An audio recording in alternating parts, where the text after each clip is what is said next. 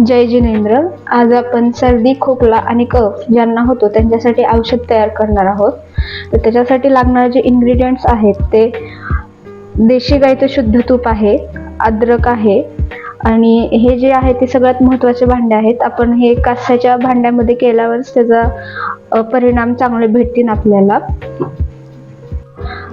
इथे आपण बघतोय आल्याचा रस घेतलेला आहे आणि याच्यामध्ये थोडंसं आपण पाणी मिक्स केलेलं आहे आणि मग रस काढलेला आहे. आणि जेवढा आल्याचा रस घेतलेला आहे तेवढंच आपण इथं तूप घेतलेलं आहे. आता हे दोन्ही पण उकळणार आहोत आपण आणि याला आल्याच्या रसाला उकळी आली की आपण मग तुपामध्ये टाकणार आहोत. इथे आपण तूप आणि आल्याचा रस आहे तो उकळायला ठेवलेला आहे आणि हे आता उकळून झालेलं आहे तूप.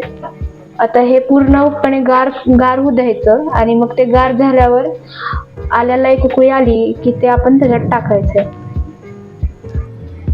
प्रक्रिया करताना एक काळजी घ्यायची आहे, जेव्हा पूर्णपणे तूप गार होईल तेव्हाच आल्याची उकळी तुपामध्ये टाकायची आहे. जर गरम असताना टाकली तर ते उडून येऊ शकते. आता हे जी आल्याची उकळी आलेली आहे ती आपण तुपामध्ये टाकायची आहे. आता हे पूर्ण गार झालेलं आहे तूप, तेव्हाच हे आपण टाकतोय. फसफसत नाहीये तूप, म्हणजे पूर्ण गार झालेलं आहे.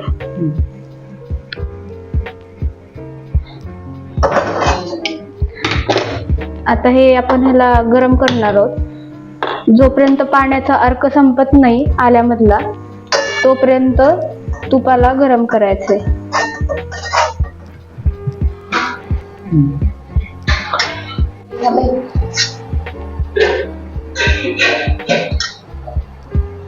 बारीक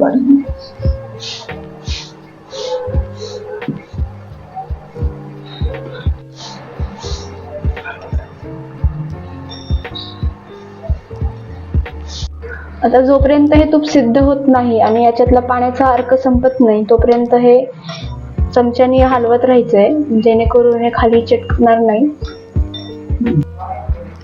आणि जळणार पण नाही. आता इथे आपण पाहू शकतो आल्याचं रसाचं जे पाणी आहे ते पूर्ण जळून गेलेलं आहे, म्हणजे अर्क संपलेला आहे पाण्याचा आणि वास सुटायला लागलाय चांगला खमंग तुपाचा.